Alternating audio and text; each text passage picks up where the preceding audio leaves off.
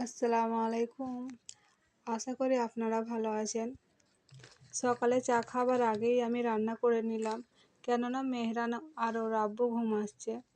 মেহরান এতই চঞ্চল, ওর আপারা না নিলে কোনো কাজই করতে পারি না আমি।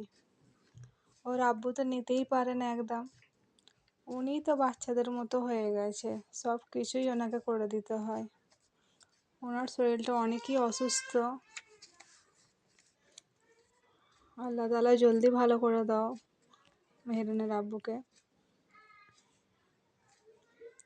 ওর আপারা স্কুল চলে গেলে খুবই অসুবিধা হয়ে যায় আমার।